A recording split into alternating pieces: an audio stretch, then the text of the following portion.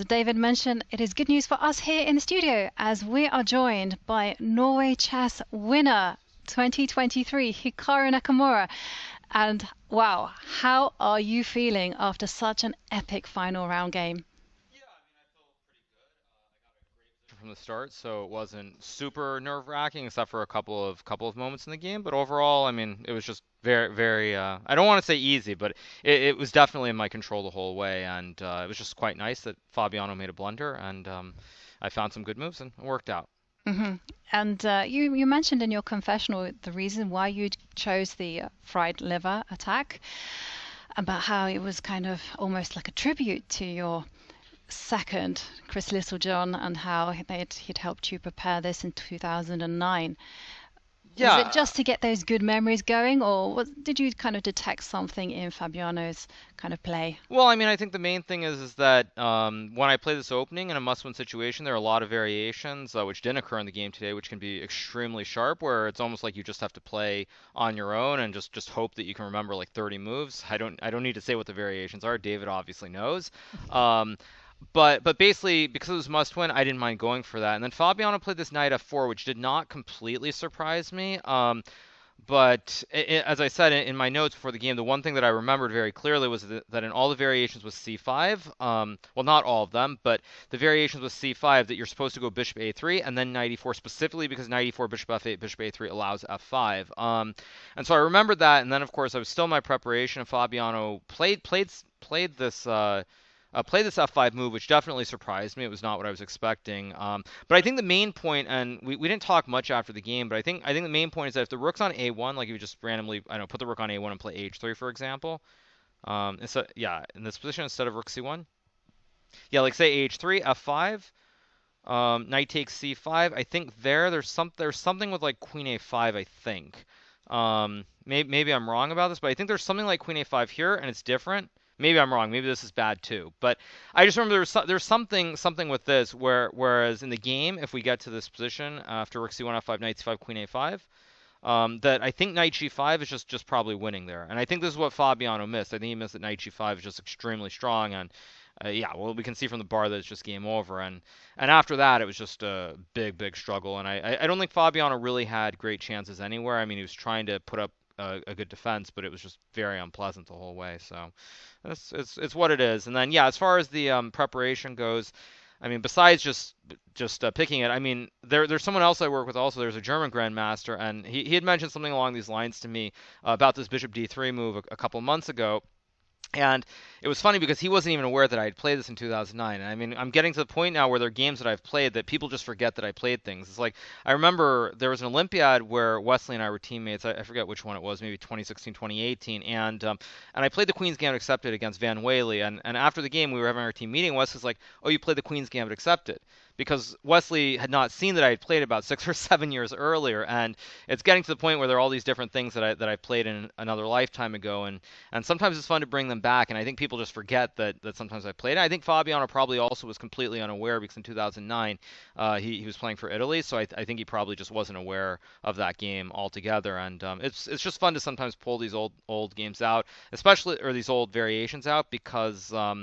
That game specifically was very monumental. I think it was helpful in terms of my career, winning a second U.S. championship, but also I think winning that U.S. championship has certainly, I think, led to a lot of the great things that happened in St. Louis down the road as well for the chess community. And I think it's just great that I could win with this Bishop D3 idea again. Nice touch. And what do you think were the kind of crucial elements to your success here? I think the bottom line is the fact that there's no pressure on me versus all the other players where there's a massive amount of pressure. I mean, I think for Fabiano, the idea of finishing second here, or finishing this tournament, being second in the world, could mean a lot in terms of qualifying for the candidates. Additionally, I mean, I think there maybe are FIDE Circuit Tour points, all these other things that just don't, I just don't even think about them. I mean, if I have a chance to qualify, I'll try, but it's really just not on my radar whatsoever. And so I think the fact that everybody else has this massive pressure, it makes it a lot harder for them. Whereas for me, I mean, if I do something stupid and lose, I can always just go back to streaming. So it's a win-win. Uh-huh. And if you do find yourself number two in the world, Yeah, qualifying to the next stage is just you'll deal with that when it comes to it. Yeah, I mean, if it happens, it happens. I mean, I don't even know the regulations because I think it's something like you have to play 4 tournaments or something like that. I think I've played 2 so far this year, if I'm not mistaken. Again, I don't know what the situation is with the American Cup. If it happens, it happens. If it doesn't, it doesn't. Doesn't change my life all that much. I just keep doing what I'm doing. Uh-huh. And how do you find the energy to not only play chess, which is quite hardcore, but also stream, to go on YouTube, do your videos, and play Entitled Tuesday as well? Well, like I said, and I've said it before, but I think I do consider myself a streamer first. All this other stuff, I consider it's something that I've been doing nonstop for the last 3 years, pretty much. And playing chess is rather strange. It's not something I've been doing for the last 3 years. So, I think mainly it's just my enthusiasm for chess. I've always had it, and I think certainly for me, because I'm not playing that many classical games, it's actually quite exciting to see these positions in these various openings on the board. Whereas, if I was playing in the Grand Chess Tour and all these other events, I probably would have seen like 20 Berlins over the last month and a half, and I'd be sick of chess. So it helps a lot that I'm able to do all these different things. Ah. Several times when you went into the confessional booth, you started out that, well, I'm bored. What does that mean in that situation? Well, I think anytime that you're able to blitz out 20 moves and your opponent goes into a deep think, and this happens fairly frequently, including a game against David, where actually I think David used about an hour 50 minutes for 20 moves, but he was able to blitz out all the correct moves and draw the game in that Grunfeld. I remember. But I think, yeah, so it's like when you're in your prep and you're just sitting there waiting for your opponent to move, you don't really know what to do. Because on the one hand, like you're waiting for your opponent to play the move that you expect, but on the other hand, when they play a different move, it's very difficult because you're sort of zoned out. It's just you're playing all these moves by memory, and it's just that's probably why I went into the confessional booth like two. I think I went 2 times in the first like 20 or 25 minutes. Because yeah, I'm just waiting for a move from Fabiano, and then fortunately when he deviated, it was a bad move. But it's boring. I'm used to talking and doing things all the time, and then I have to sit there for like 20 minutes waiting for a move.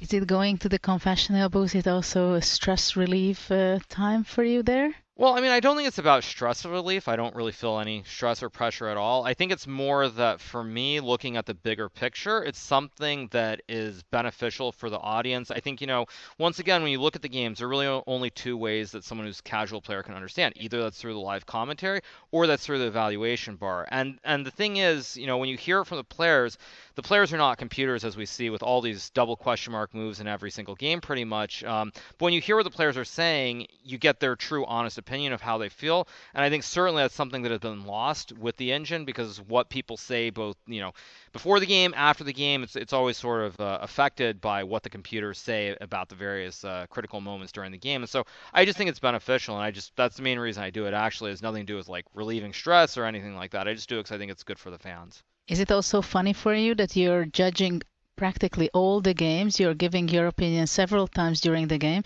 and after that, looking back whether you were right in evaluation and seeing your game and the others as well? Well, I think actually I've been pretty right. I mean, there's the one round specifically, the one where Fabiano beat Ali Reza, where I think I said exactly what happened in the game, where it's like, I think if Fabi can get the king to f7, he's just going to win, and that's exactly what happened.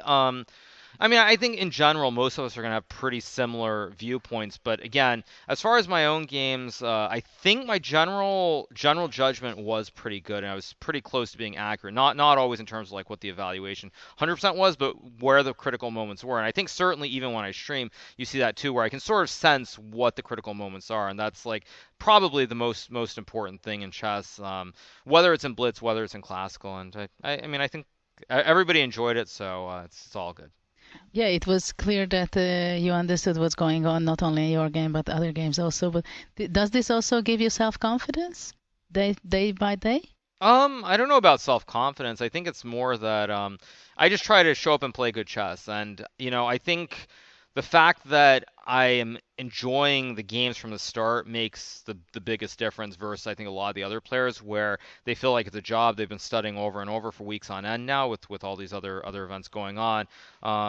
And I think, yeah, that's the thing is that for me, when I just play like a Sicilian even, I'm just excited to play it because I'm not going to have another opportunity for a couple of months to play classical chess. So I just enjoy it, and I think for me that actually is what makes it so enjoyable and leads to all the good vibes and everything else that go along with that.